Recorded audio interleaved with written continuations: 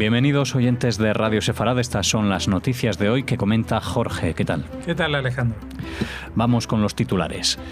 Israel y Hamás acuerdan una tregua con mediación de Egipto. La barrera submarina en la frontera de Israel con Gaza se terminará de construir a fin de año. Irán lleva a cabo maniobras militares en el Golfo Pérsico como señal de posible cierre del estrecho de Hormuz. Pintadas antisemitas en la casa natal de Elie Wiesel en Rumanía.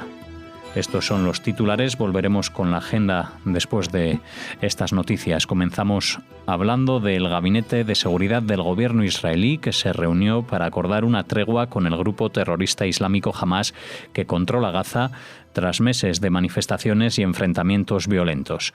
Los islamistas han acordado, con mediación egipcia, aceptar una propuesta para una tregua a largo plazo con Israel a cambio de una mejora de la entrada de productos en el enclave costero y del levantamiento del cierre del paso fronterizo con Egipto de Rafah. También incluiría la expansión de la zona marítima para la faena de los pescadores de Gaza.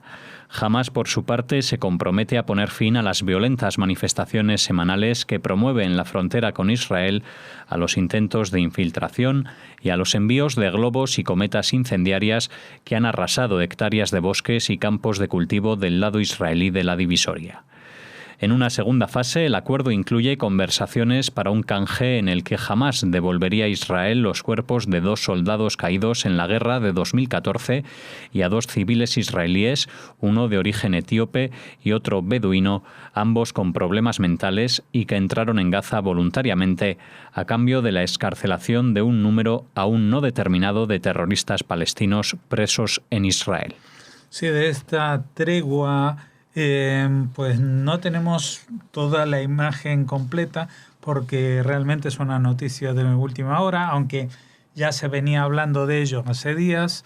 No se sabía muy bien porque la gente le llamaba la atención de que en principio lo que había trascendido no se hablaba de este intercambio de los cadáveres de los soldados fallecidos y de las 2 personas con problemas mentales, que siempre ha sido, digamos, el principal reclamo, o estaba en la lista de reclamos de Israel, siempre encabezando, ¿no?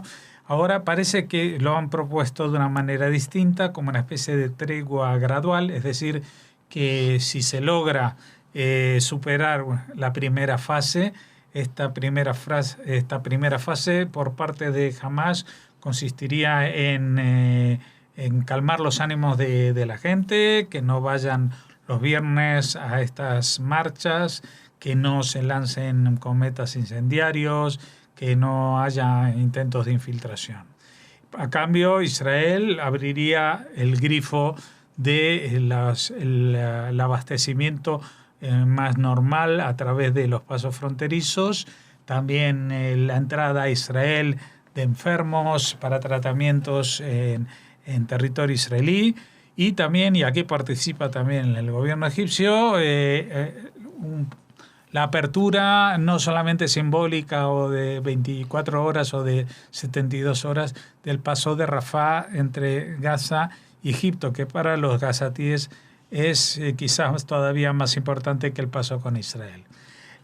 Si esto, que no sabemos exactamente qué plazos tiene este acuerdo, pues cumplido esta primera parte del acuerdo, pues incluso podría haber una segunda fase en la que se permitiría a los pescadores una distancia de la costa mayor para faenar.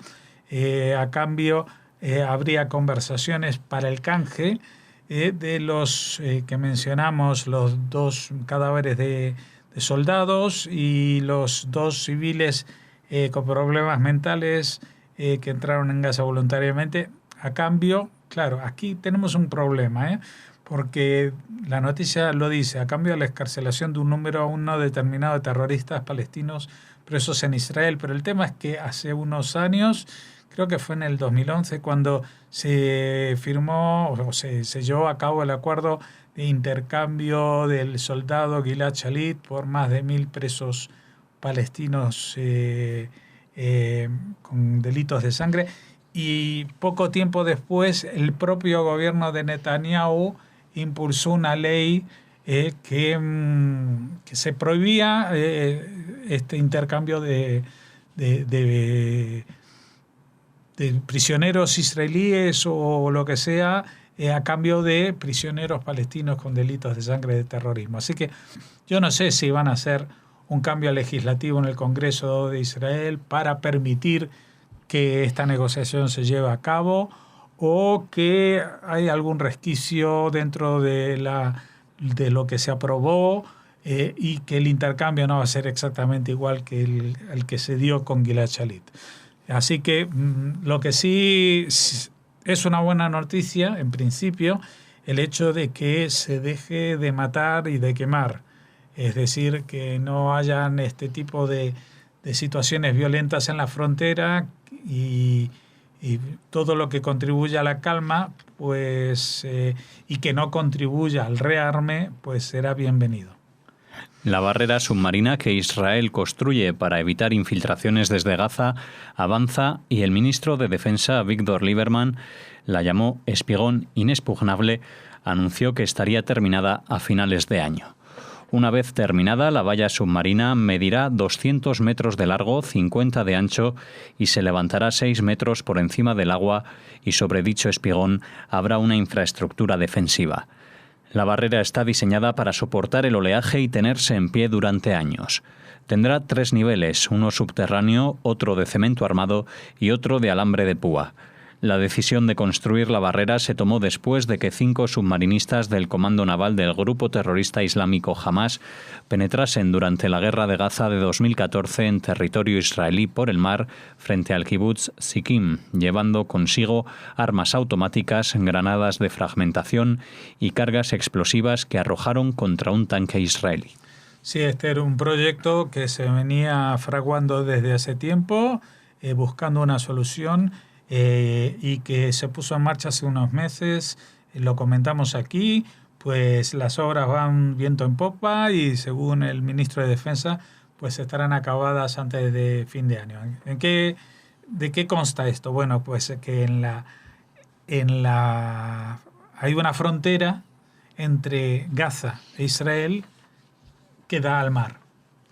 Por esa frontera, aunque en tierra haya muchas vallas, pues a través del mar pueden venir nadando.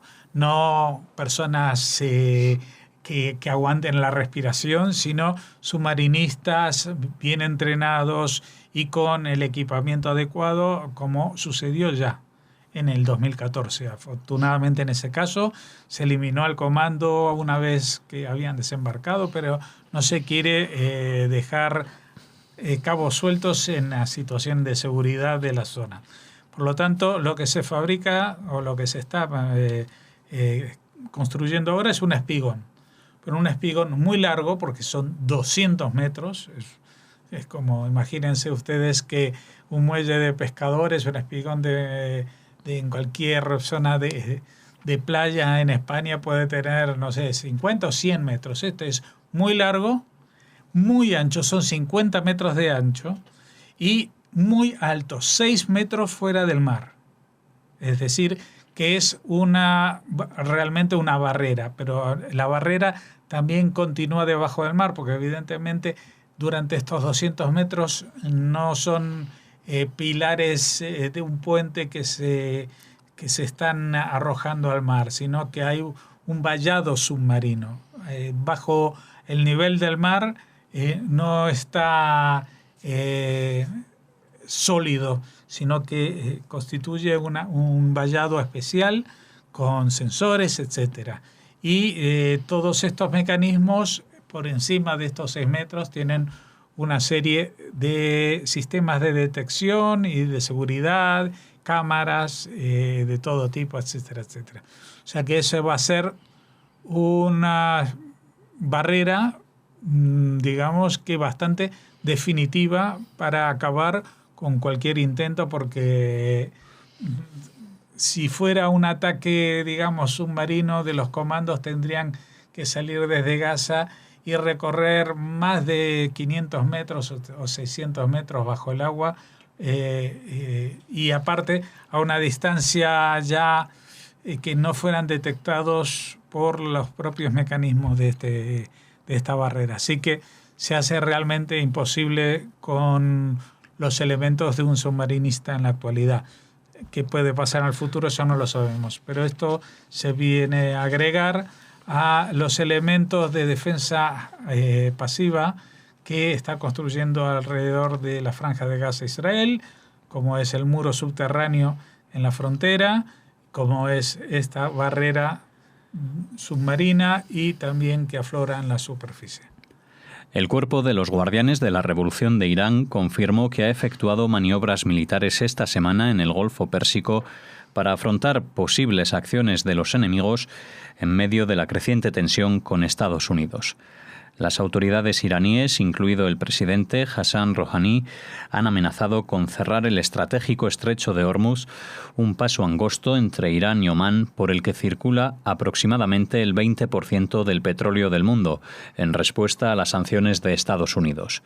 El presidente estadounidense Donald Trump retiró el pasado mayo a su país del acuerdo nuclear de 2015 con Irán y decidió volver a imponer sanciones económicas a Teherán, que en el caso del petróleo entran en vigor en noviembre próximo.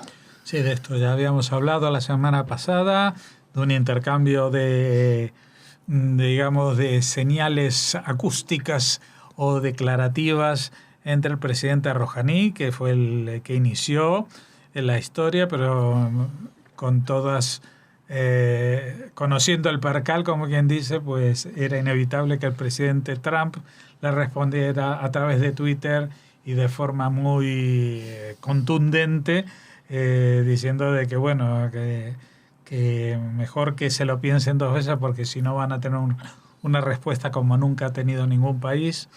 Lo que no es óbice para que durante estos días, semanas, especialmente en este mes de agosto, en que comienzan las sanciones económicas, no sobre el petróleo, pero sí en otros temas de ayudas y bancos, pues la gente del régimen iraní pues esté tratando de demostrar su músculo a través de maniobras militares que digamos que en el plano estrictamente militar, pues frente a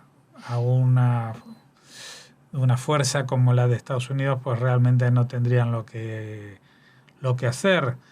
Pero que, bueno, ellos juegan a encender la región como última salida para su situación cada vez más aislada y debilitada, porque a pesar de las sospechas que habían de que se podía salvar el acuerdo con los otros firmantes, es decir, especialmente los europeos, pues la verdad es que a Irán todo el acuerdo firmado en 2015, de todo el acuerdo lo único que le interesaba era el levantamiento de las restricciones económicas de Estados Unidos, no de los otros firmantes que son algo así como testigos o garantes del mismo, pero que no tienen la importancia económica fundamental para el régimen de los ayatolás. La fachada de la casa natal en Sighetu Marmației, en el norte de Rumanía, del Premio Nobel de la Paz 1986, Elie Wiesel, amaneció con pintadas antisemitas. El Instituto Rumano de Estudios sobre el Holocausto, que lleva el nombre del escritor, fallecido en 2016 en Nueva York, señaló que se trata de un ataque contra la memoria no solo de Elie Wiesel, sino de todas las víctimas de la Shoah. Este sobreviviente del Holocausto fue un destacado escritor, periodista, activista de derechos humanos y profesor universitario. Sí, poco tenemos que comentar de una situación como esta, que pintadas antisemitas en la casa de Elie Wiesel, en la casa donde nació, que me imagino que será como una especie de museo en la zona. Por lo que tengo entendido, el gobierno actual de Rumanía no le va a gustar mucho este tipo de actuaciones y espero que no tarden demasiado en detener a los autores y en dejar claro que este tipo de acciones de vandalismo van más allá de la rotura de muebles urbanos o la alteración del orden público para vincularse a lo que se llaman crímenes de odio, porque evidentemente Elie Wiesel ya no está aquí para defenderse, ni siquiera estaba aquí en esa casa para defenderse durante muchos de las décadas siguientes a la época que le tocó vivir allí. Así que para Rumanía es importante preservar su nombre como parte de su propio pasado y de la huella que en ese país ha dejado el Holocausto. En este punto terminamos la primera parte de las noticias de hoy. Volvemos ahora con la agenda cultural.